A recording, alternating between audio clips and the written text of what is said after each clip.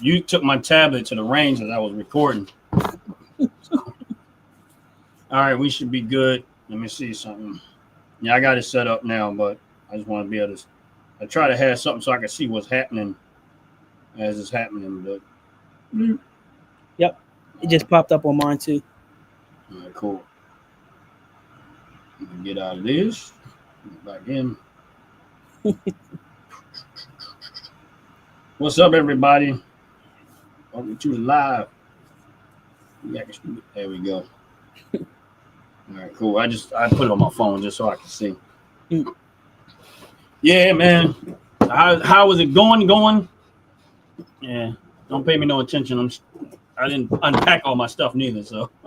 No, you good? Yeah. So, it's actually going really good. So the last time we got on live together, we were only about maybe 20 to 30% ahead of where we were last season or this time last year.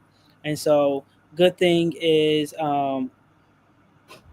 we are in a situation where we are now maybe 50, 60% ahead of where we were last season. And so, it's a good feeling to be there. And so, we had our first like official sponsorship.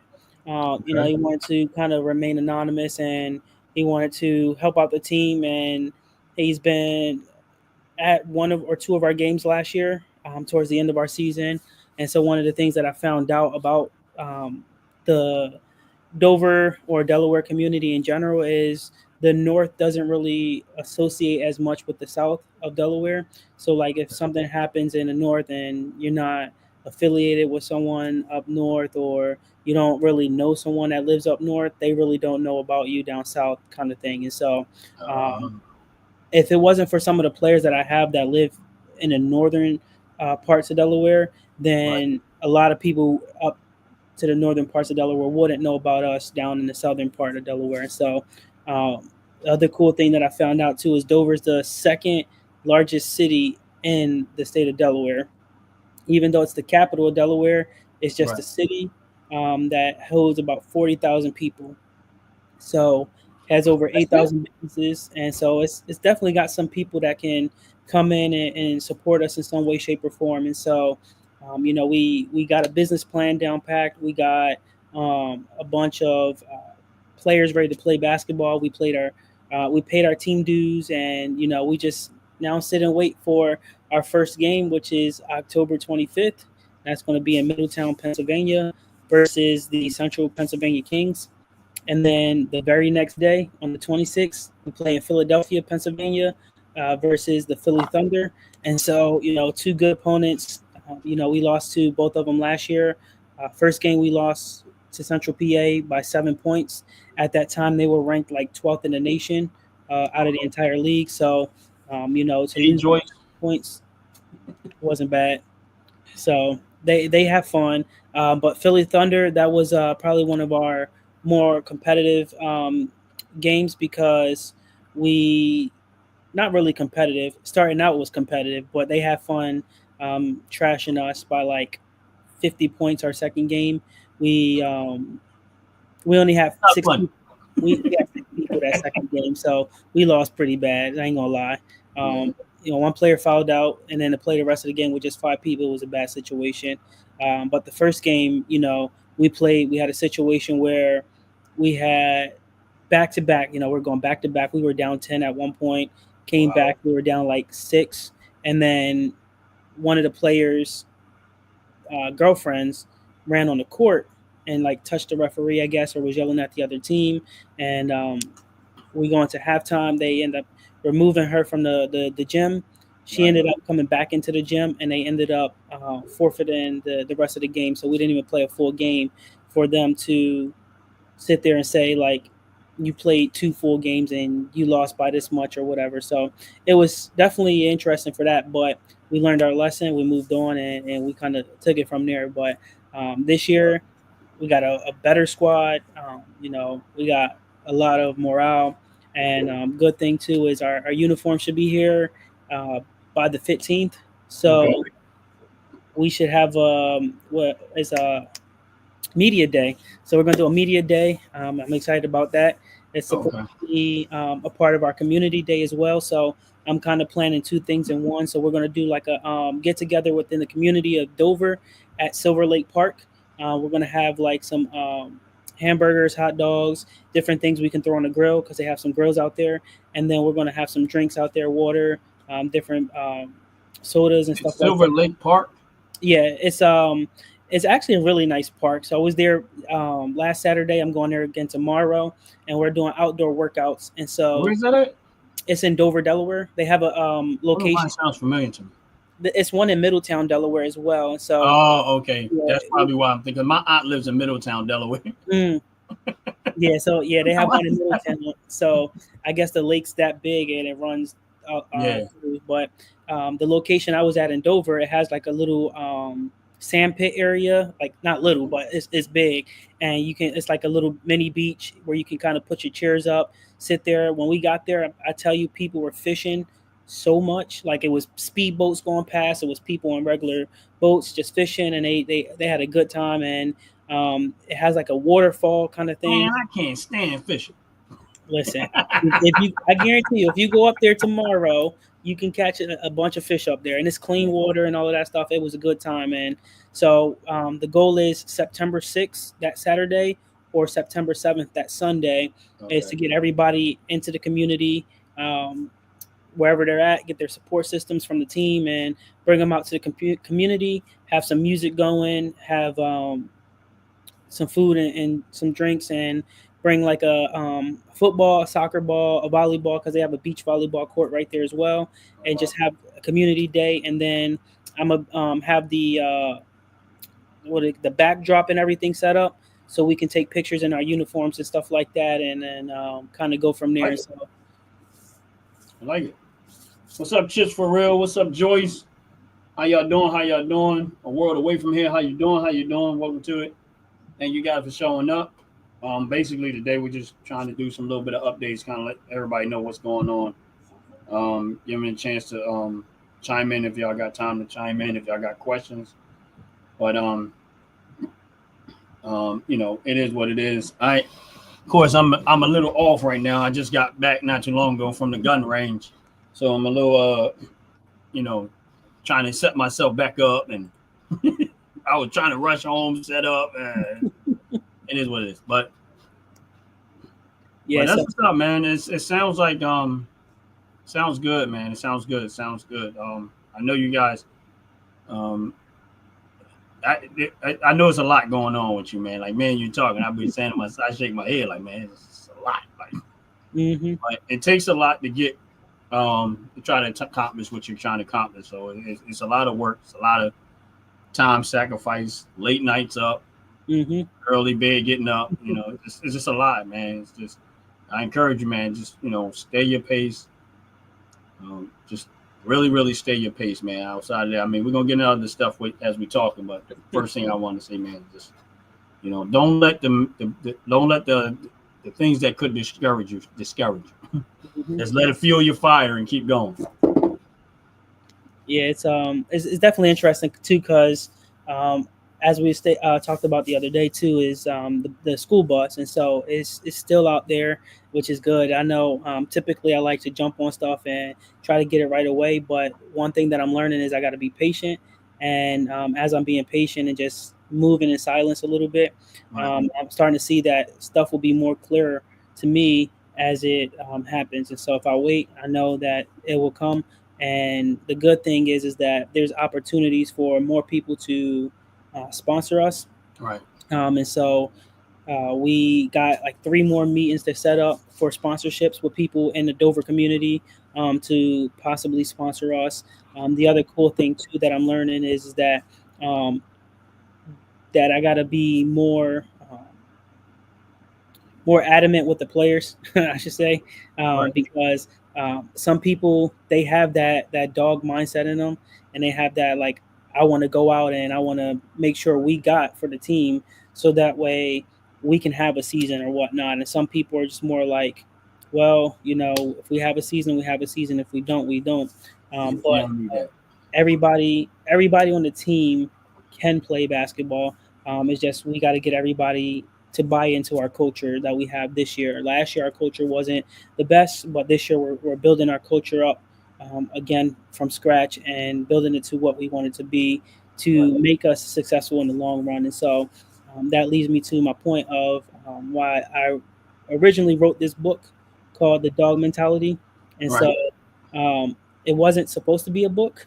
It was actually a sample paper I was writing for my PhD program at Troy University. I applied for it, and so they asked for sample writing. And so, what better way to make it real than making it as a book? And so, I had already started it. I never finished it, and one of my good friends and mentors had wrote a book and finished it and published it.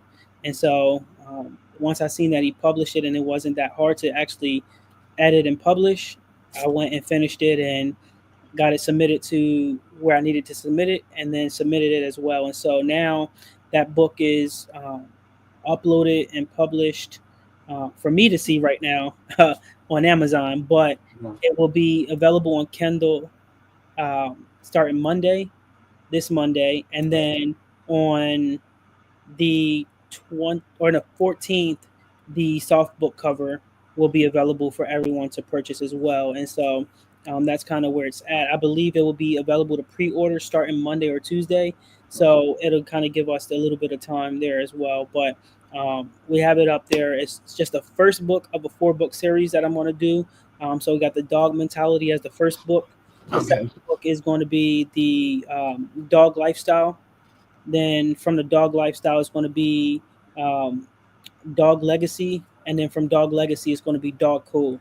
And so it's kind of a 4-book series. And then once I'm done the 4-book series, I'll kind of just look at something else. But these books are going to help generate some revenue for the team as well to purchase whatever we need to purchase. And so if I get all 4 of them released by the end of the season, we should and sell a decent amount of each one.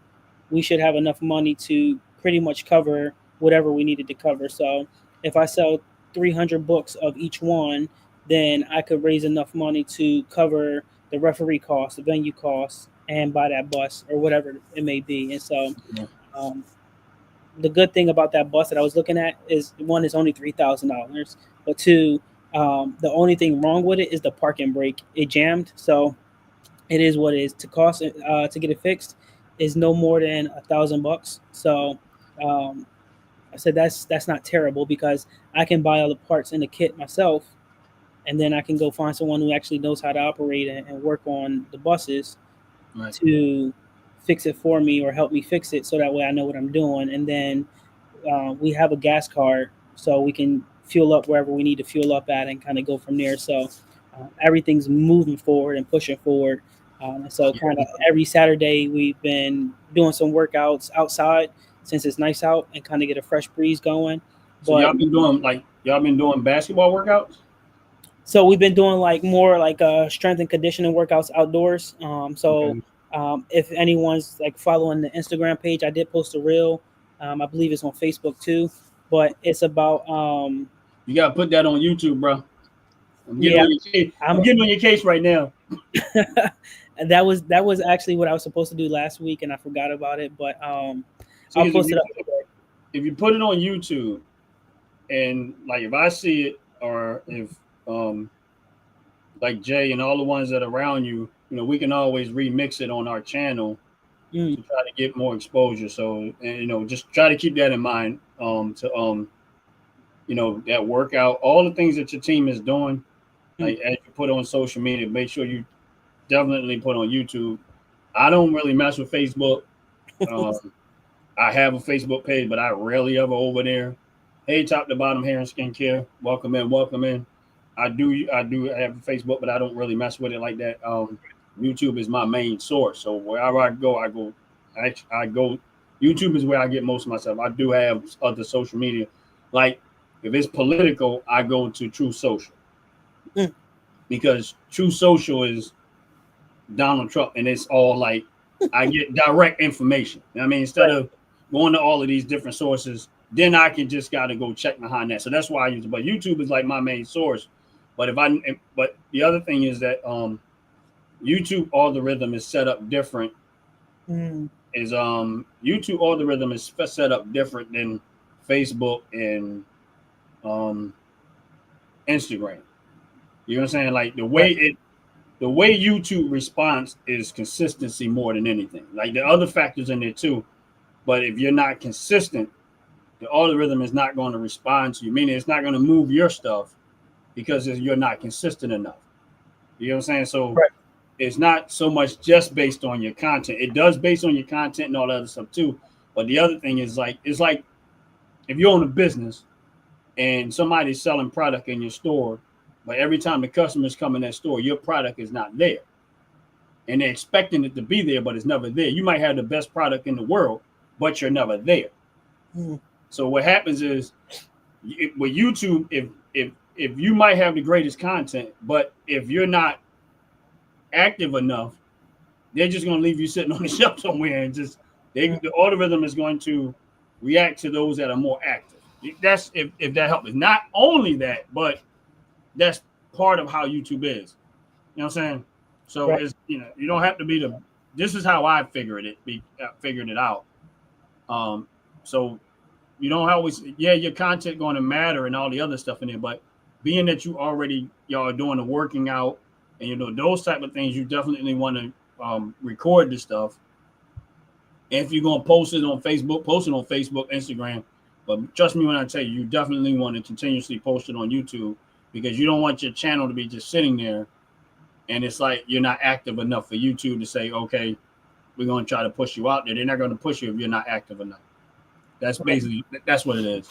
Yeah, so we got so what I did last week, and I'm gonna do this tomorrow too, is I went and recorded just from a distance and recorded the guys working out and kind of we did like a grass workout where they were in the grass and they hated me for this, but they did some bear cross suicides and they by not even a full bear cross suicide, they were like, can we just do this and then move on to the next thing? And I was like, no, we got to keep going. And like, there's not that they're out of shape, is that they weren't expecting that to come Right. from my playbook that I got. And Okay. then outside of that, I had them inside the sand. And so they were doing some drills in the sand, and it kind of resembled a basketball court in a way because it was the volleyball court. And so they were doing some defensive drills and kind of running in the sand just to remind them like the sand's going to weigh you down. So as the sand's weighing you down, you running, you're starting to build that muscle memory of, well, my feet are a little heavy. So now when I get to the court and I'm running, you're going to pick up a little bit more pace and kind of be a little bit more quicker on the court. And so that's kind of what I wanted them to kind of get out of it outside of the workout. And by the end of the hour and a half that we had, they were drenched in their own sweat. And so they loved it. I loved it. I enjoyed it. And so tomorrow we got more people coming out. And, we're going to see how this one plays out. And literally the same workout I did last week is going to be the same workout I do again this week and see how they react to it this time. And so as I put the videos together and different things like that, I'll be able to share and post more. Um, it's just for me, once I get from Delaware back home, that's when I got to remember to Yeah. actually compile everything and put it together, to put on YouTube because a lot of I people are know. sharing everything on Instagram and Facebook, but then again, like I forget, like YouTube's actually was here before Right. everything else pretty much was here, and so it's a good reminder. And I know what I need to do is get everything set up. I might actually iPad and then figure out a way to link both iPads together to stream the games from different angles. And Right. so when I stream it from the different angles, it'll allow me to kind of have a better perspective of a lot of that stuff. And one of the guys I met with 2 weeks ago is a sports nutritionist, and so he's coming on my staff as a sports nutritionist, kind of evaluate players and kind of see where they're at with their diet and their health, and kind of helping us get them to where they need to be with their health and wellness kind of thing. And that's a good thing for us because he built some connections for me that I didn't even know about. and Okay. um, we actually met. We think we met back in like 2017, 2018, out in Delaware, and it was probably so long ago that we forgot.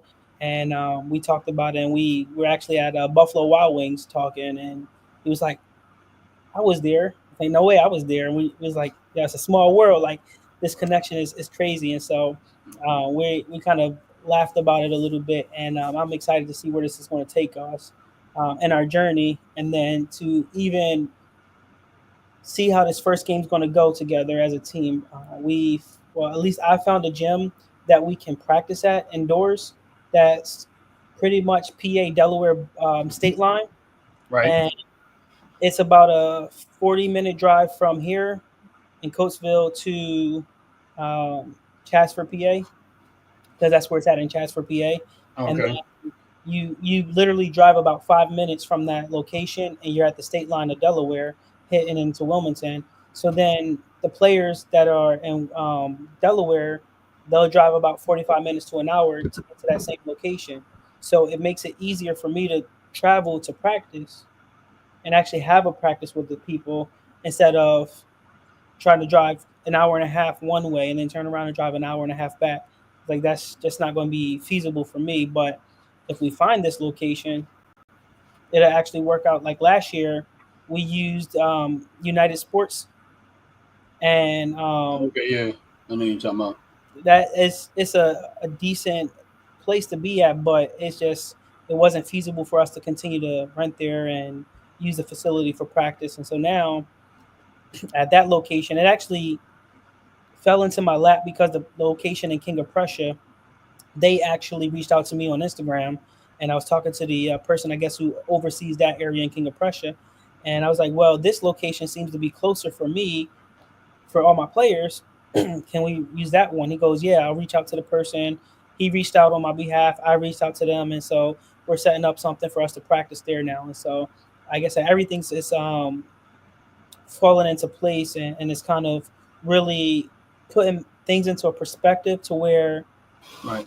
if I keep going, it's going to allow me to uh, execute my vision and my plan for the organization as a whole. And I met with the mentor today, and what I realized was like we talked about the small business loans or whatnot, and I told him, I said that's going to be like my backup plan, like my last resort. Like I'm dying, I need my business to be revived. Let me go find a small business loan. But Right. I told him, I said we got sponsors in the works, and what I didn't do that I need to do is walk up and down the strip where Delaware State University is at, because there's a Chipotle right there. There's Cordoba right there. There's hotels, a casino. There's Applebee's over there, Rita's Water Ice, and different things like that. So I can literally walk up and down that strip. It might be a whole week worth of walking up and down the strip and talking to businesses, because that's how many businesses is right there in that little area. But if I do that, I can get maybe 100 businesses out of that area to donate $100, $200, or something like that, and then that will add up and take it to where we need it to be at. But what I did last year is I was trying to get all of the sponsorships and money right away. As I do it little by little, it comes in handy. It's not like, well, I got to keep it in the bank account and I can't spend it kind of thing. But alrighty, I paid for my uniforms already. They're done, checked in the box. Right. Uh, we already have our basketballs from last year. We're going to use them again this year. So another check in the box. We got the venue for home games, venue for practices. Boom. All we got to do is pay per game. And so whenever we sell tickets, the money that we make, we just pay off the venue from there. And boom, I don't have to pay no money out of pocket right away for Right. venue, that kind of thing. Um, we look at the cost of running the security guards from the college, and that's about $85 an hour. So I could pay that after the game is done and be good with that. And so a lot of great things are happening this year and falling into place, especially because of the networking I've done, the bridges I've built up, and Right. kind of made it to where I need it to be now. And so I've learned that I just got to start trusting my players a lot more, because they're the ones in the front lines playing the games and sacrificing their bodies. So they know a lot more and they understand where we're coming from when we talk about, hey, like we need to do this because our fan base isn't reacting as it should, or Right. hey, like merchandise wise, like people love the red and black shirts, but they love the ones with the Dogs basketball and the logo, and then the other shirt is just the plain logo. And Right. so we're going to force, not force, but we're going to push those market sales for merchandise based off of those two logos or whatnot. And then we just found another partner to who's local in Delaware, I believe, who's like created some shorts for us, and so those should be coming as well within the next week or so. And so it's just everything is just coming right. And I told the dude I was talking to this morning, I was like, it's coming so fast that I don't even know how to keep up with everything. I'm here, then I'm there, and then I'm jumping over here, and then I'm turning around and I'm going there, and then I'm coming back home, and I got family time, and I got grad school and all that stuff. I'm like, by the You end of might it, have to find one of your players, man, that that come that can handle some of that and take it off your shoulder. That's that had that they become more invested into what you're doing. I mean, instead of trying to be that much, because you're gonna burn you're gonna burn yourself out. oh So yeah, you I got know to that. look at one of your players, maybe who you have as a captain of your team or something. Say, you know what, and sometimes you can dish little smaller stuff out to them that that they can easily handle if it's possible. Yeah, That it'll help take some of that off of you. yeah. So what I did was for the merchandise, I got two players that like had their own like clothing line. I'm not sure if they still have it or not, but they bounced like I say, hey, like what do you think about this idea? What do you think about that? Like, I need a new logo or I need a new idea that's going to help, boost more merchandise sales or whatever the case may be. And they'll get back to me and say, hey, like, that's a great idea. Like, you should do that. Like, no, that's not a good idea. You shouldn't do that at all. And then I got another player who actually got me the Right. sponsorship that we just got, plus the meetings with the other three. And they are pretty much meeting with me on his behalf so that way they can help him out, which not only helps him out but it helps me out, which means it's not only helping me out but it's helping the whole organization out. So um, it's a lot of delegating that's happening now, but a lot of it is finding the time to drive into Delaware and meet with people and actually show face, because I can meet with people on Zoom all day long, but is that really going to say like this is a true businessman? Like I can I can read his body language. I can get a feel of who he truly is as a Right. person. Whereas in person, I can come with a firm handshake. I can present my business plan to you. I can show you what we're looking at as a organization this Right. season, and then you can make that decision based off my body language, how I'm articulating and how I'm presenting to you, if Right. you want to donate to my organization or not. And one of my players, he said it. He goes, if we never joined the team, a lot of people would have never knew about the Dover Dogs. He goes, if your captain would have never reached out to me and said, hey, we need somebody to play in this game, I would have never known about the Dover Dogs. And Right. so, what I want to do is with the reel for tomorrow, once I create it, after I post it on YouTube, I'm gonna go to Facebook and try to get the digital marketing done. So that way I like 20, $30 and see how many people it reaches and just kind of go from there and get a Right. feel for how that works out or whatever, and then see what happens from there. But all in all, like this season, like we are in a spot where we can sit back just a little bit, breathe, and relax, and enjoy what's about to happen for us. Because that first game they want, or for the first two games for us, they said they wanted $1,800 to get the school bus with a driver, and I was like, that is outrageous. And I said, for that, I can go um, buy a school bus and drive it myself and pay less money. Like, Yeah. It just I don't think a lot of times they don't realize that if you just Google school buses under $10,000, mhm. you're gonna find out they might not be top quality, but for the basic needs of what you're trying to do. I mean, you think about this. If you was to take 5 games away, they were away games where you needed a school bus, you almost at 10 grand right there to another company when you could have took the 3,000, bought a school bus, spent another 1,000 fixing it. It's not like you got to drive it everywhere.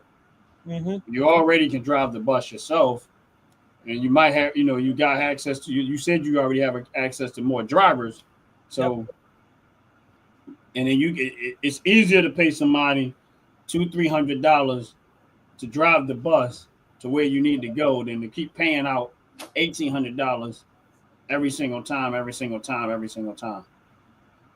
Yeah, it's interesting because what I want to do was I wanted to open it up to my like the fan base, and so whenever we go to away games, let's say, so if it's a 72 passenger school bus, and I say, okay, well, we only need 20 seats out of that 72 passenger, that leaves 52 seats remaining, somewhere right in there, yeah. So if we take those 50 seats and say, hey, these 50 seats, we're going to open it up and say already, to get your ticket into the away game plus to ride on a bus, $40. Right.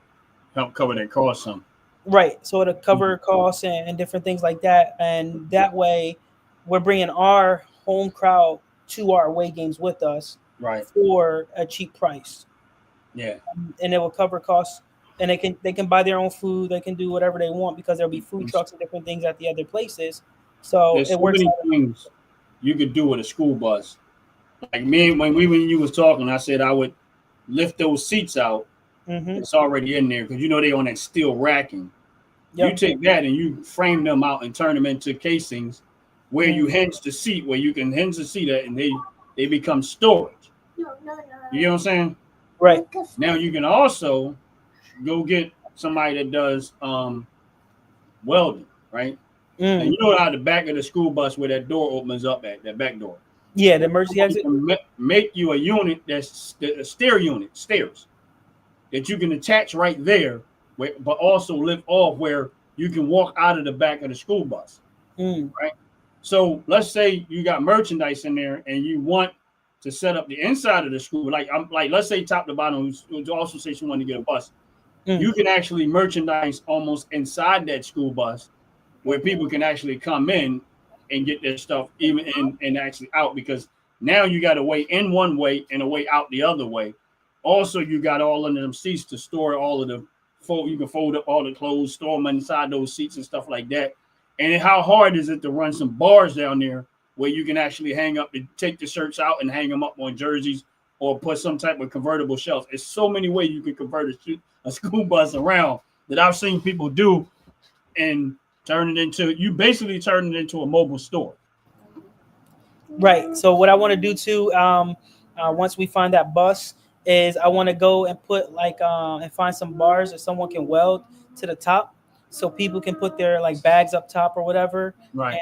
And then at the same time, because the way it's labeled, it's like a bar, we can hang jerseys and T-shirts and different things up on that. So many things you could do with them. And then you can get it wrapped where it has your team logo on there, if that's how far you want to go with it. Now, I was thinking more, I said to you before about the magnet ones. Right. But if you intend to use it for other purposes, if you want to just use it solely for that, you go get that bus wrapped. Everywhere that bus go is Dover Dawgs. Same thing, like let's say top to bottom hand skincare. They go get that bus wrapped. That bus is mobile advertisement, and it will listen. It's, to me, in my opinion, is better than a billboard. Billboard is in one spot, and everybody's just driving by, and they got a few seconds to read that billboard, right? A mobile school bus, everywhere you go, is advertising all the time, everywhere. You know what I'm saying? So that's how I look. I think it's a better option than if you was paying money for a billboard. Yeah, what I want to do with that is, so the idea is, once I purchase the school bus, is I want to have it painted first and I want to do like a light gray color, like kind of like the gray of your shirt, and I want to have it like painted that color first, and then what I want to do is have it wrapped with the Dover Dogs logo on one side, and then on the other side, I want to kind of put like the Junior Dogs Foundation logo on it, and Oh, so okay. That's because what's they up. both work hand in hand together, and so Right. I have it that way, and then what I'll do is I want to remove the seats that's already in there and add in like the single seat, um, like the airplanes have them and like the charter buses have them. That way, at the bottom of them, I can still put um, shirts and different things under each seat. Right. That way, it gives me a little bit more flexibility that way. And so what I could Right. do is I can put like one drawer. It could be under one seat, and then put all small stuff, and then go to the next one, do all Right. medium stuff, and kind of go from there. Right. Right.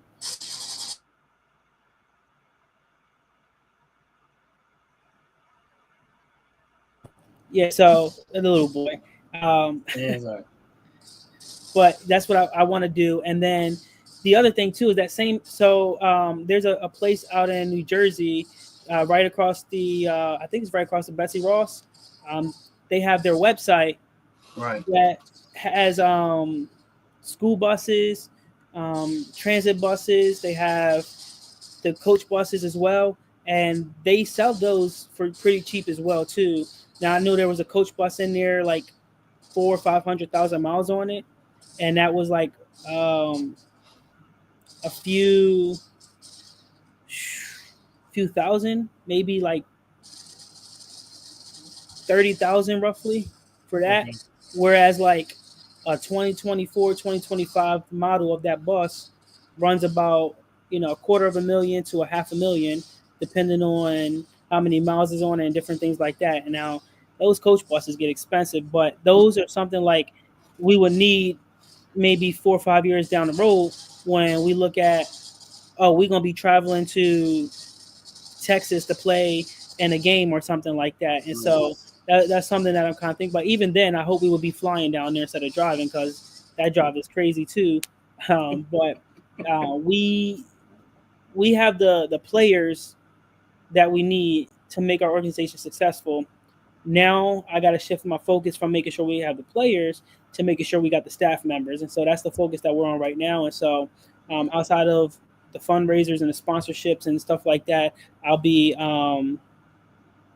sitting back and kind of trying to bring people onto an executive board and hopes that we can continue to build this up to bigger than what it needs to be. From the looks of it, is is going good, but a lot of teams that have their executive boards, they are in a position where they're like, we're going to give this a year. We're going to see how it goes. If it doesn't go well, we're going to move our team and go elsewhere and kind of go from there. But, right now, things are moving in the right direction. We have to just take it day by day and not try to get ahead of ourselves. And so, what I have to do is I know our biggest competitors that we played last year that was actually like competition. It was a good game. We were basket for basket. Um, Not necessarily low scoring because everybody can attack the basket. It's a fast paced basketball league that we're in. But the team in Richmond, they have a team down there, Richmond Ram Chargers. We played them 4 times last year and we split it down the middle 2-2. So they Okay. beat us at both of their home games, and we beat them for both of our home games. And so it was funny how that worked out. But it definitely great competition, great staff that they have as well.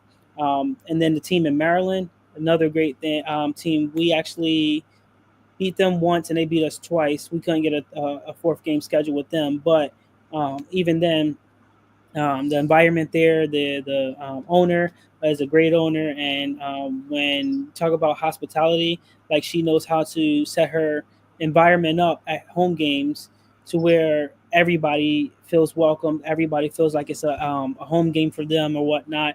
And she had this food truck there, no lie.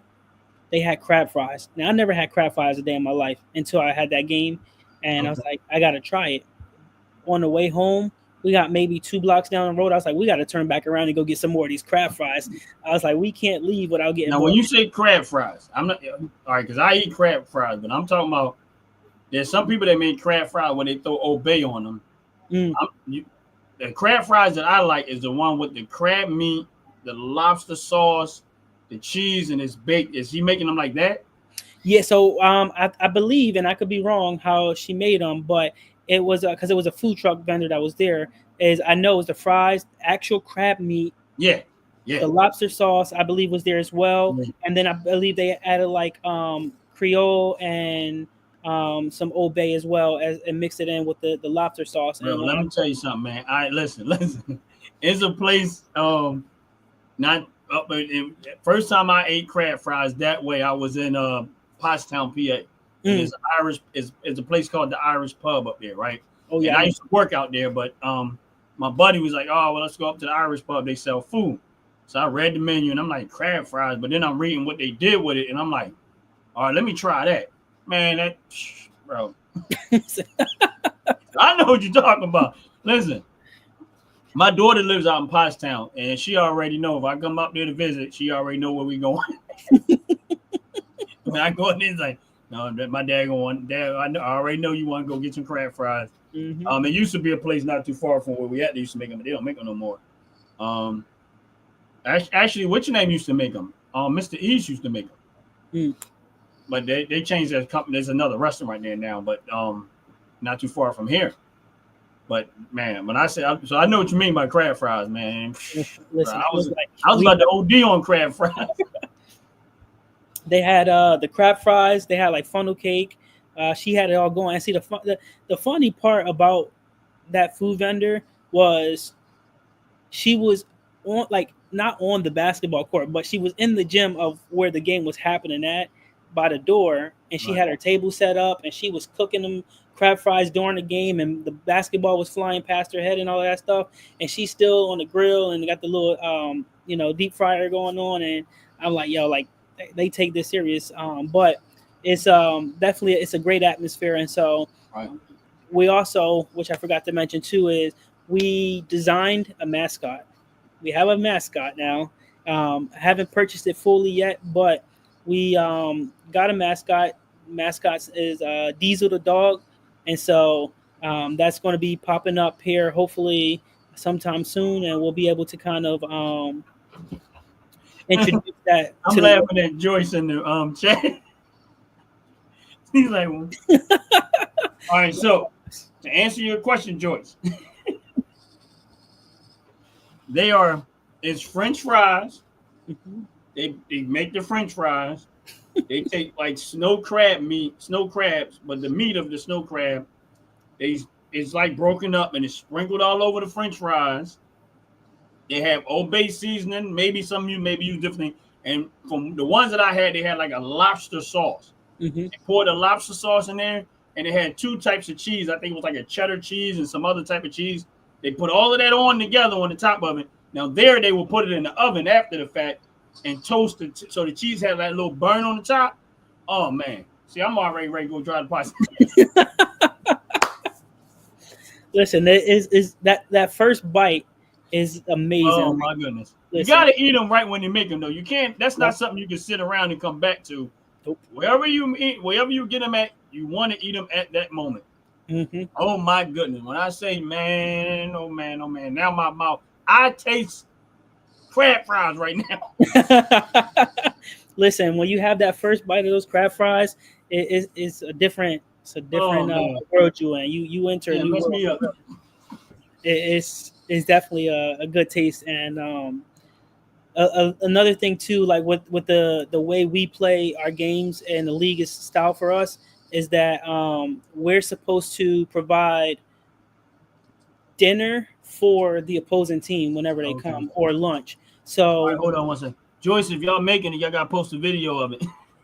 Yeah, I gotta see that. I gotta post a video. Man, I love crab fries, man. Believe right now, I ain't eaten nothing since this morning. Actually, I ain't eat all day long. I had donuts. That's why when I got here, I grabbed me some grapes and stuff. And now I'm extremely hungry right now.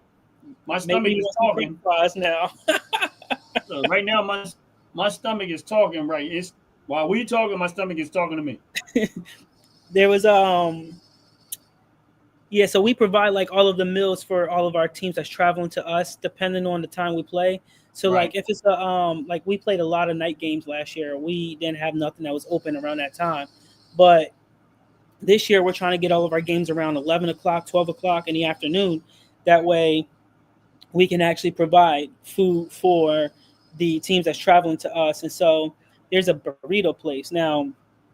I know people had Chipotle, they had Cordoba, they had Moe's or whatever is closest Right. by them, that burrito place. But there's a authentic, like when I say authentic, like these authentic Mexican burrito place where they they use Mexican rice. They give you your option of protein where it can be ground beef, it can be mild chicken, jerk chicken, spicy chicken. It could be shrimp, it could be fish. Like they have like at least 12 different proteins on the list. Okay. Then you go through the line like Chipotle and Qdoba and all of that. And you put your toppings and stuff on it as well. Now, when I tell you every time we go to Dover, we stop there and they know us by our face. And so they got when I tell you they got Oreo churros, Oh, I had them before. like those were like amazing. Like Oreo churros with the sauce that they gave us was amazing. And then they do a box. So they give you a burrito. Now the burrito is like that big and Wow. packed. And then they give you and they put it in a box. And the box is about like that big as well. And they put French fries and then chips over top of it, but they drizzle the queso, the sour cream, and they make like a ultimate nacho with French fries, pretty much, plus the burrito for like $10, with your drink included. All this food talk is just making me more and more hungry than I was. And see, the funny part is that they're going to be one of our like partners that we partner with this year to Okay. purchase food for these away teams. So they're going to give us a deal for a bulk purchase of like 20 or more, where instead of paying $10, we're gonna pay like Right. $7.50. So they gave us a $2.50 discount. So we'll save some money every game for that. But that is one of the good things about this year. We'll be able to provide food to our teams that's traveling. Now we got that team from Rhode Island. We got the team from two teams from New York. We got the Richmond team. We got the Maryland team. We got two Philly teams, and yeah, so it's going to be interesting. And so I don't know if people can see it, but behind me here is our actual official schedule Yeah, I for. was giving ask you about. I'm assuming it's the schedule behind you. Yeah, so our schedule in the red is all of our away games, and so you can only see, and I can't really count them right now in threes. So it's only about 8 games that you see on this side, and about 8 games that you can see on that side as well. But it's a total of 20 games, so it's 10 and 10. So the last two got cut out. But Okay. as you can see, is first game away is the Central PA Kings and the Philly Thunder, and then we open our season November 1st Right.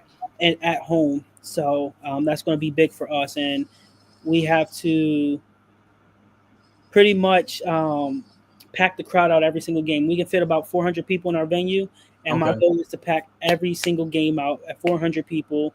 Right. Have the food there, have the mobile video game cart. I don't know if people ever been on one of those or played on that before, but that is a good thing to have, Right. especially when youth night is a thing because the kids like to play video games and they can go play video games while their parents watch basketball. But we pretty much packed our schedule to the 20 games like the league asked us to do. Right. But I learned my lesson from last year. Last year I did like how this is October 25th and 26th. But last year I had it just about every weekend. We had 2 games. So every weekend from October all the way till February was Okay. about 2 games a weekend. And I realized that we didn't have enough time to actually recover, rest, or practice as much because we were playing basketball the whole time. So uh, Right. that put a hurt into our team with injuries and different things like that. This year, I tried to learn my lesson. There's maybe 2 or 3 weekends where I have to do a doubleheader that weekend, but I mean, outside of that, it's just literally just one game a weekend. And we have people who've played overseas before. We have people who played Division 1 basketball, Division 2 basketball, who've won championships, who've won accolades like Defensive Player of the Year, 1,000 points with their team, and different things like that. So again, our height is average is still right around that 6'5", 6'6", but we're going to go in with the mindset that that means nothing. We're going to go in with the mindset that we're always the underdogs, and we're going to go in the mindset that if we continue to play together as a team, we'll Right. be able to take over and do big things. And so I'm really excited to see how this first game goes, because I know this team has a lot of potential as far as the Central PA Kings go. Like I Right. said, they have a lot of potential. They have the ability to change the pace whenever they want to change the pace. They have the ability to put a lot of pressure on your team as well. But I know for a fact that we will be able to um, break their press. We'll be able to do a lot of things like that in order to um, get to where we need to be at now. Like I said, we lost to them by 7 points at home last year. This year, I'm hoping and I'm praying that it'll be a very hard fought game to the end of the final buzzer there. Right. And I think that we have a lot to prove, not to people and not to other teams, but a lot to prove to ourselves. Meaning, Right. like the players say they want it, but they got to prove that they want it. Because you played overseas, or because you played Division 1 basketball, that stuff it means nothing to me at all. It's just a matter of how we can take your talent and your talent and your talent and combine it together to make our talent work for the Right. for the good or whatnot. And so, Without that chemistry, hmm I and that's why, say it all the time. I yep. don't care how good you are in a sport that's a team sport. Chemistry matters so much, and I think sometimes it's hard to get players to understand how well chemistry. Listen, chemistry almost make you unbeatable. If your Hmm. chemistry is solid, like you can have great players, but if their chemistry is all, y'all just great individually. Y'all not great together. Mm. You get what I'm saying? Hmm. What makes you great together is when y'all chemistry is working so well and y'all playing so well together that y'all know each other so well that you can almost play with your eyes closed. Meaning that's how good you are working together. That's where a lot of times I think when it comes to certain sports, they forget that it's a team sport because they have this singular mindset that, Hmm. oh, I'm this, I'm that, I'm this. Yeah, you might be that individually wise, but can you take all of that talent, merge it together with other talent, and Hmm. become, listen, you you look at all of the great basketball players, the ones that won championships had great chemistry. They became almost unstoppable. You know what I'm saying? Let's take the Philly Sixers, the 76ers. Hmm. We've had great players, but we haven't had great chemistry. That's why we ain't seen no championship in so long, Hmm. because we got great players. We had Charles Barkley. You know what I'm saying? The last time we had great chemistry was probably when Dr. J was on the team. But outside of that, we had a lot of great players. The last time we had a chance to get one was Allen Iverson and Theo Ratliff and that moment. You know what I'm saying? But Hmm.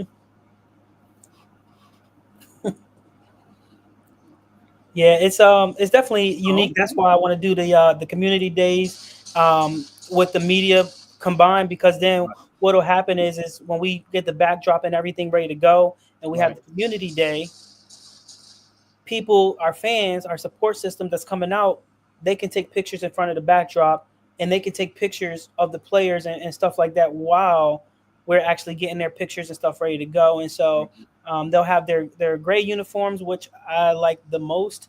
It's our city edition uniform. It says first state on it to represent and let people know that Delaware was the first state. right, We're getting their name back on the maps, kind of thing.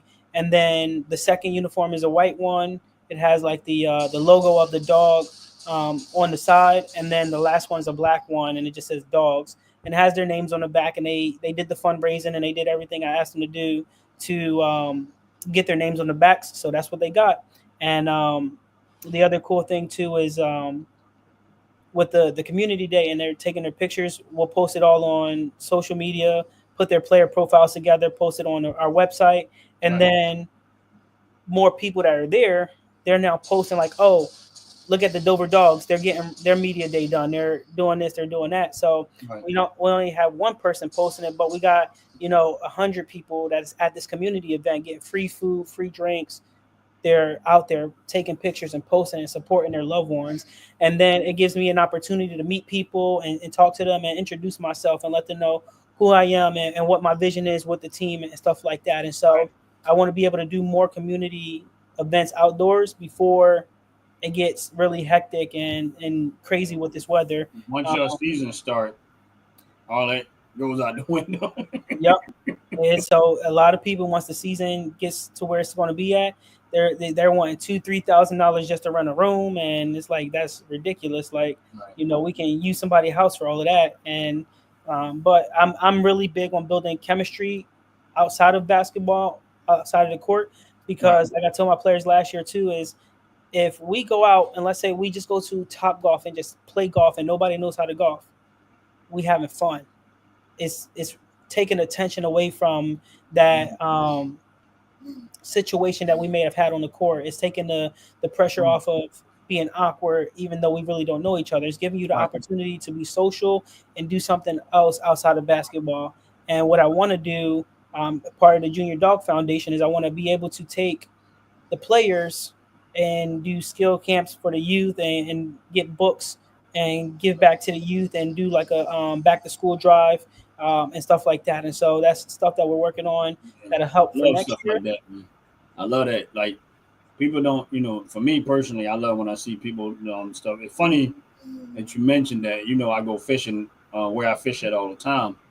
Today, when I was well, not today, but yesterday was I was on my live. They was out there cutting all the grass and cleaning all that stuff up. But there was a one guy out there who was telling me that they actually this Saturday right there they're having a youth fishing event right there. Hmm. And right where I fish at. And I've never known it. They even he said no. They would say yeah. They have all the kids are gonna be out there, and they're gonna have them out there fishing for the event. So they cleaned it up real nice. You know what I mean? And they cut all of the grass so the kids can come by there. But it almost I was like, man, I don't usually do anything on Saturdays. But if I wasn't doing nothing, I'd have went up there just to be up there at the moment to watch these kids fish. Right where I fish at, right at that whole pier, whatever. They supposed to come out there Saturday at some point and have the kids. But that's the type of stuff I love, man. Like that I like seeing people. So I think that's a wonderful thing you're doing with that. That giving them young kids something else to do, regardless, and a place, something to do, and a goal in life, and something that takes their mind off of the other stuff. Because man, a lot of these kids, depending on where you at, people don't realize they have nothing to do. I mean, Hmm. yeah, they can be in the house sometimes playing video games, but after a while, even that sometimes get old, and that's not always. It might be fun, but it ain't always healthy. Kids need to get out. They need to get exercise. They need to move. They need to go around. Sitting in the house in front of a television and playing the video games all the time, although it may be fun, it's not healthy. Not healthy physically, and it's not healthy socially. It really isn't. And so I think personally, I think it's a great thing that you're doing, and hopefully that goes off very, very well. Yeah, it's definitely interesting because um, when when I brought it up to one of my players, I'm like, yeah, listen, I think we need to do a camp for the youth, and he goes, I literally was going to talk to you about that. I was like, let's do it. I was like, I don't have to run it. You guys can run it. I want you guys to get all the credit for it.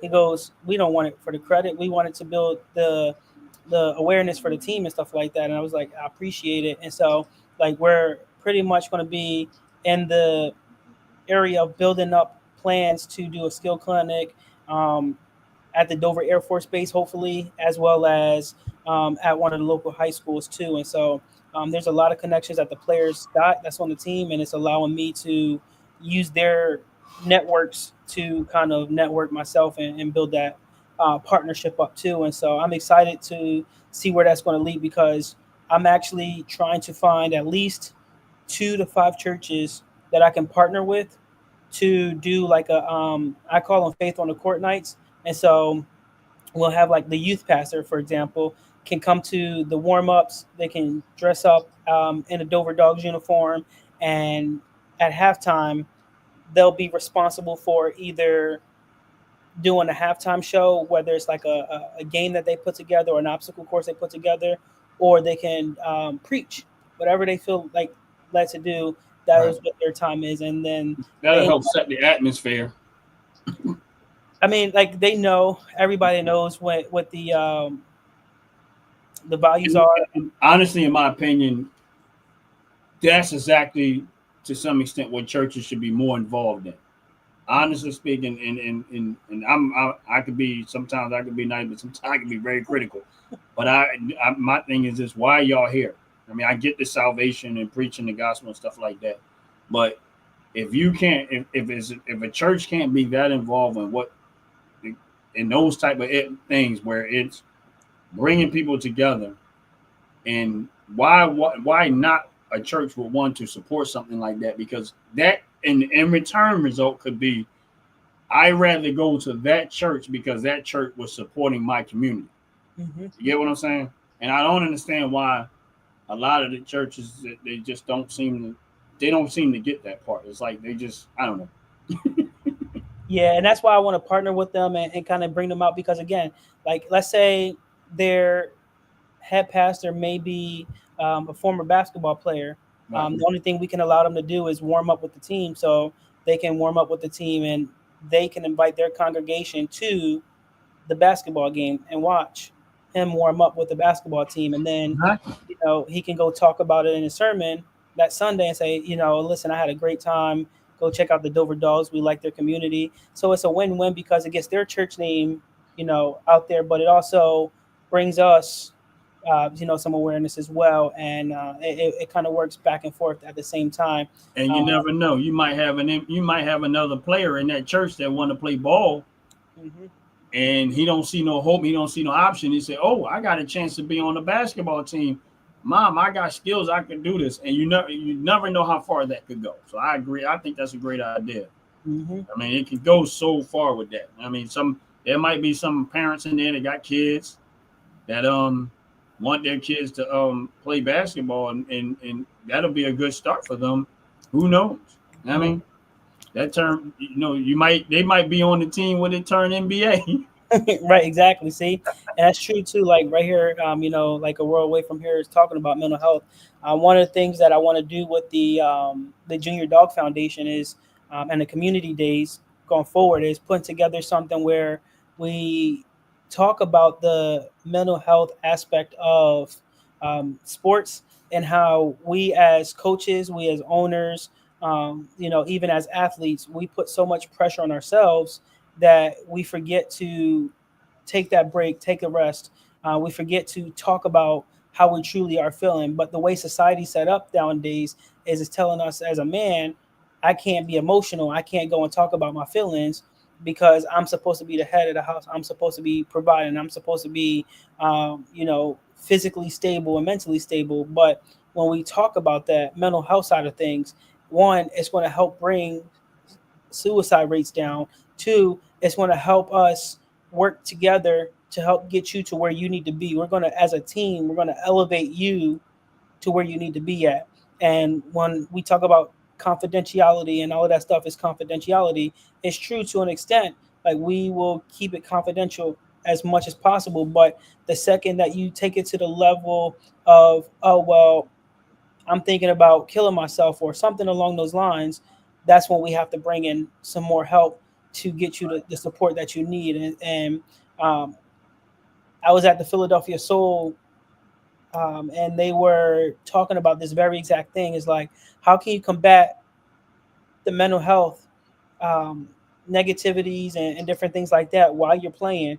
What are some things that you can do to um, keep the positive mindset going and kind of take your breaks and different things like that? When you miss a shot, when you miss a goal, when you drop a pass, different things like that. What are you doing to combat all the negativity that the fans put on you, that your coaches put on you, that your parents put on you? Because you got those parents that are out there that's yelling from the stands, oh, you need to do this, you need to do that. It's like, let them play their game because in youth sports, it should be about having fun and preparing them to move up to that next level.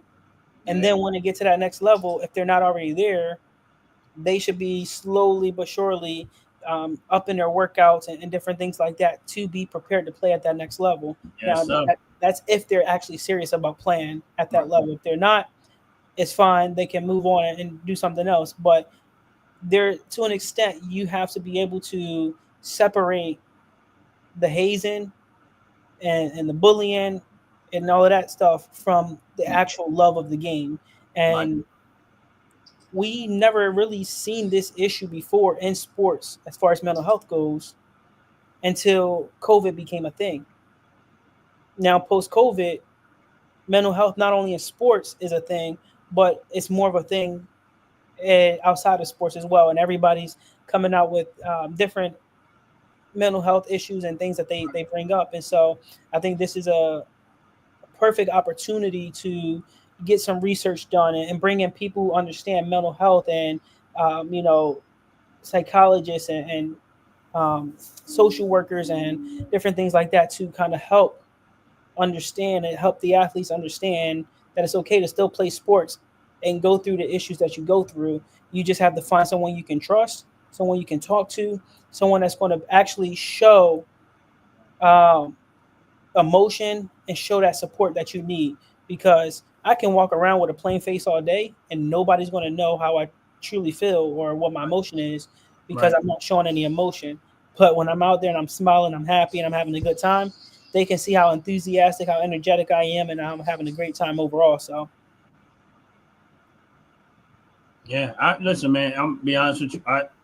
You know, I think I'm surprised that I hear a lot more about it than I used to hear about it.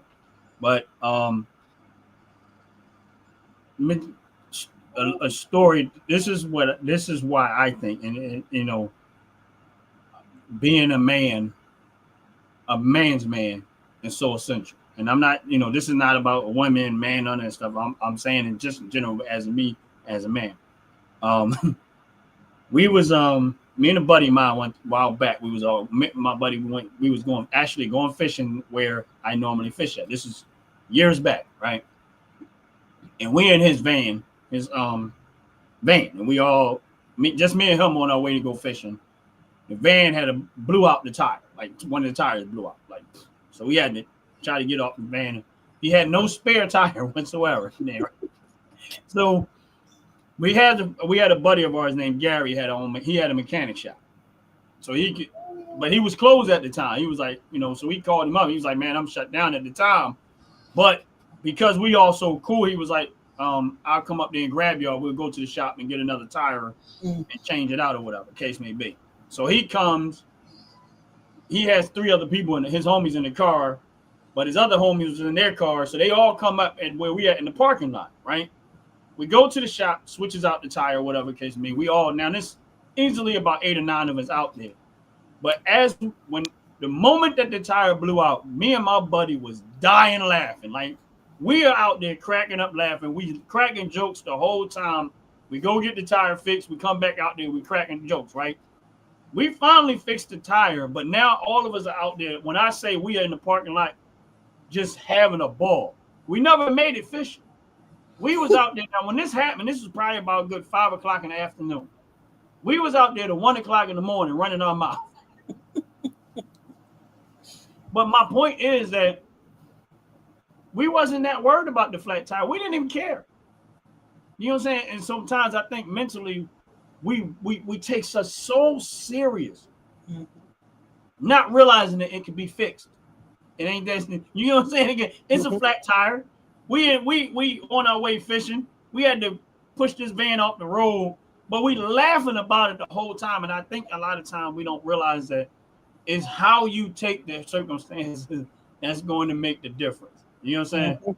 And how you handle the circumstances. And a lot of times I think we put pressure on sometimes on men thinking you have to always meet a certain standard and not give them a chance to, okay, it's going to take me time to get this right. You know what I'm saying? So that's why I think it's necessary for young men to be around real men to understand mentally how to handle when stuff goes wrong and don't flip. Like we could have been out there oh man, I got a flat. Listen, man, you get what I'm saying? Mm-hmm. We didn't. That wasn't our reaction. It was hilarious. We and my buddy Gary and this other guy was like that. He said, "Man, I have never had so much fun fixing a flat in my life." He said, he said, why is it that? But see, this is not a this. That is how when you my uncles were with me, like with us, like that's how they were, and they were men. And I think what the point that I'm trying to make is when you get to that point about the mental health part, that's why I personally think it's essential to be around real men that know how to handle when things go crazy. You get what I'm saying? Mm-hmm. Where how you handle when it goes crazy will always help affect your outcome. You get what I'm saying? Because and when you flip out and you go through this and and you losing it as opposed to let's calm down. It's all right. It's okay. It's okay. You know what I'm saying? And like it happens. Like and when I'm like we were just at the range and my buddy was there and I had my stuff there and he had an issue with one of his guns. He was like, oh man, I wish I'd have brought. He said, I wish I would have brought an Allen wrench to fix this stuff. And I was like, see, this is where experience come in. I opened up my package and I said, yeah, I got that too. I said, why? Because again, when you're around experience and stuff happens, I might not be able to fix the problem. But when you're around real men and you can call real men, somebody gonna know how to fix the problem. I couldn't fix the flat because I didn't have a shop. My buddy couldn't fix the flat because he didn't have a shop. But we had a buddy that had a shop that could get the rim and get us there and come help me. But that's how when I say when you're around people that are solid and real good, we don't talk every single day, but in a time moment, you know what I'm saying? And I think a lot of times you need that. That's why I said sitting behind that video game and getting in and sitting in the house, you got to get out and be around people like yourself and other young men that are out there doing stuff. And it's nothing about against anything that women does. These are the essential things that young men need that helps their development and to becoming. Because I tell young kids, I said, you understand something that you are in man training. As a young boy, you are training to be a man. You're gonna spend more time of your life possibly being a man than you are being a boy. So you are in man training. So I try to talk to them that way, and I think it's necessary. I mean, so I think what you're doing, man, is essential, man. So I think once you add that into the mix of what you're doing, man, it's essential, man. Because I've had even when I told you about the league that I ran for the year, I remember, and it was almost 12 years later that the one kid, I didn't even remember his face, but he came back to me. He was like, "Man, thank you so much, Mr. Ryan. Thank you, man." I was like, he was like, "You don't remember me?" I said, "Your face looked familiar." He was like, "Yeah, I'm so and so's daughter," and I think his mom had passed away. But he was like, "I said, oh, okay." He's like, "Yeah." He said, "When you used to be out there sweeping and cleaning a lot, I used to come out there and help you clean a lot, and you would give us a couple of dollars." He said, "But at some point, I didn't even want the money. I just wanted to be out there helping you clean a lot." But he said you would pay us. And I was like, okay, now I remember. I said, man, you done grew up so big. I don't remember who you was. He was like, yeah. He was like, man. He said, thank you, man. He said, because it gave me a different look on life, man. He said, I was a problem for my mom, man. I wasn't listening to nothing she was saying to me. He said, but I don't know. He said, it just changed something in me. And I had not just him. I've had other young men in the course of that has came back to me later and was like, thank you. And they appreciate what that moment that they had where there was something to look forward to. And you never know how far that will go, man. So I when I tell you, man, and that response made it more worth it. I didn't care about all of the there were other things that happened on the negative. I didn't even care. That right there was like, I don't care about some of the negative stuff that came out of it. That right there made it all worth it. You know what I'm saying? So when when you get to that point, you're gonna get those response, man. As you get older, and you're gonna see what impact it has on someone else's life. And when I say that's going to mean more. Internally, that's going to mean more to you. Even if you made $1 billion, you will care more about what that response was than it is $1 billion. You know what I'm saying? And I've had many a times where I've had people come to me like that, where I had to try to hold back the emotion. No, I'm a man. I'm a man. I ain't gonna cry. You know what I'm saying? Hilariously being funny, but I've thought back on those type of moments and said, man, and it was like, you know what I'm saying. And I've had my oldest son have we moved in my neighborhood, and later moved in my neighborhood. He got to know closely people that I grew up with. And he came back to me. He was like, Dad, I didn't know you did all of this stuff. He said, yeah, I was around, but I wasn't like around all this. He said, man, he said, everybody respect you. He said, but it's a different respect. It's not like a respect like you a fighter or you this, you that. He said, man, he said, the one guy was like, he said, yeah, man, I was broke. Your dad came by. He had his contract in business. He took me to work, man, and put money and helped me feed myself and stuff like that. So you don't know the impact of what you have or what you're going to do down the road. That's why I encourage you, man. No, it ain't. It's gonna always. You're gonna have so many things that's gonna come against you, man. But the bigger reward for me was that response when I had people come, and even to this day, when I go back to where I grew up at and live around it, because my mom still lives there in that neighborhood. So I'm there, and I still have my house there. And so sometimes I do have to. My son's handling the house, but I still have to go down there periodically here and there. But a lot of the people that I grew up with and stuff and things that I've tried to do in my own community, when people like that come back to you and they say thank you for something that you did, and it might be something small, it might be something big, it doesn't matter. That right there carries more weight than anything. Man. You can't say you care about people, but you ain't doing nothing to help. Everybody can do this. You understand? They can do this all the time, but if you're not actually putting your foot to the grind, or if you're not trying to better, like my whole goal in life is to try to leave this world a little bit better than I found it, just a little. I mean, and so it doesn't matter who you are, whatever. You're gonna make mistakes. You're gonna get stuff wrong. You're not gonna get all of the things correct. But if you have a little bit of a mentality of I want to try to do my best to leave this world just a little bit better than I found it. When I leave this world, I want people to say that person right there. It's gonna be hard to see that person go away. You know what I'm saying? Because of what they are trying to do and what they're trying to impact and the impact that they're trying to make on the world. And as long as you incorporate God in that and listen to Him, there is nothing that can stop you. It might hinder you, it might make you have to bob and weave, but it ain't gonna stop you. Yeah, so it's interesting too because this question right here is like how you see the impact of COVID, and it plays very strongly into mental health with sports or whatnot. And the reason I see the impact of how COVID it destroys sports in a way because one, um, when people are used to an arena where it's jam packed and it's crowded, it's packed, and that's what they practice is to be under pressure and they play. It hurt them to go into an arena where it's quiet.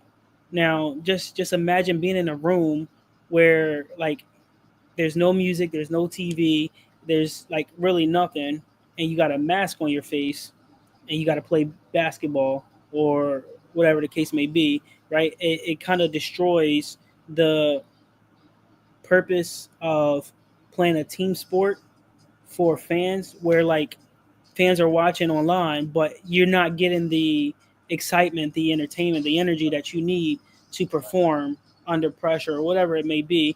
Whereas like even in huddles and stuff like that, like you're supposed to be 6 feet away from your teammates, or you're supposed to be so far away. Like it didn't make sense at the time. College athletes who were graduating, they were a senior. They, in the sense, if they didn't go back to college to get their master's degree, they lost that fourth year of eligibility, and it was just like, what do we do next? It hurt their opportunity. That when we go look at those seniors who wanted to go pro, it hurt their opportunity to make it pro because they didn't have that last year to prove like, oh, I'm who I am. Right. I can go out and score 10 points a game, dish out 10 assists, and still be able to play this as a whole. And once COVID happened and people were forced to be in a room by themselves and they couldn't go out really and they had to separate, we start to see more and more of that mental health come out, where people are like, I don't know what to do. Like, I'm stuck inside. I can't go outside. I can't do this. I can't do that. And businesses are shutting down left and right. And it's not giving them the opportunity to process. It happened so fast that nobody really had the mental capacity to process what was happening in the world at that time. Not to mention, at the same time that COVID was actually happening, the riots in Philadelphia were happening. The riots over and Minnesota was happening, right? Police brutality was happening. So a lot of different things was happening, and it's so much to process. So when you look at sports and how COVID played that impact, it's more or less like it destroyed the way the game was supposed to play, because people can't go and attack a basket without being feared during that time that, oh, I might catch COVID because I got another person within 6 feet of me, or whatever. Oh, I got to wear a mask because they told me so. If not, I get fined. Different things like that. It just makes people look at stuff a lot differently, and how they interact with each other. And in the long run, it was a bad move to shut it down in the long run, because it it didn't do justice the way justice needed to be served. It would just there's nothing in my mind that says take away a category of things from these people that says, oh, well, if I pick up a basketball, I may not know who you are, but you're my brother, so I'm gonna play basketball with you. So let's go shoot some hoops, right? That gives me the opportunity to socialize. It gives me the opportunity to express who I am as a man, because then I'm on the court and we're playing. Yo, like, that's a good game. Tell me a little bit about yourself. Where you play basketball at? Where you do this? Where you do that? It took that opportunity to socialize away. Now what we see is a lot more kids, a lot more people on their phones, on the games, behind that computer screen. They're hiding out because all of 2020, pretty much, people were behind that screen and all that stuff. There's a lot of good that came out of it too, where a lot of people, they took it as an opportunity to go be fitness gurus or whatever, and they changed their lifestyle around.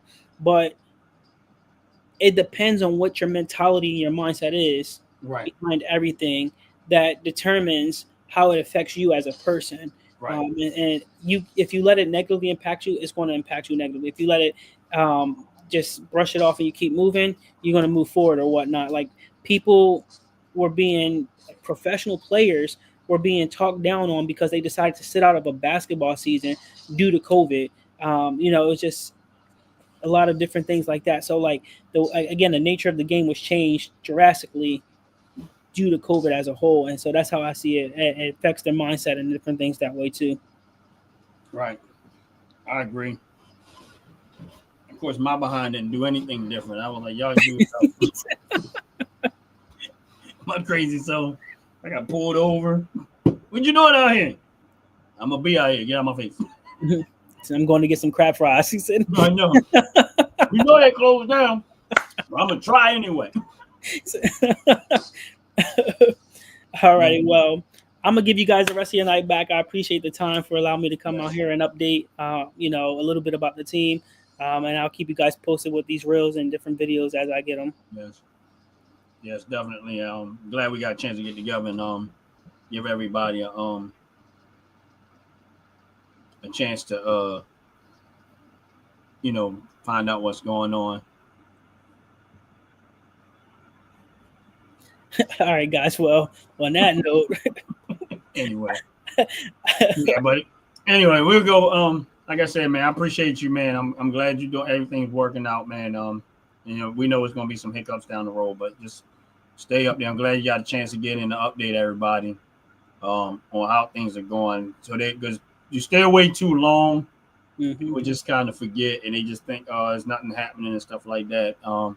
So, that's why I'm glad you came up and gave us a chance to kind of get an idea of what you're doing and how things are going, and let them know that you didn't quit. Right. But I ain't gonna hold you neither, man. Go, that little boy getting antsy in there. He like, I want some attention. Yeah, he about ready to eat some dinner here, so I'm gonna go get him fed and go get that boy some crab fries. I might. All right, guys, y'all have a good one. All right, now y'all have a good one. Thanks to everybody for coming in.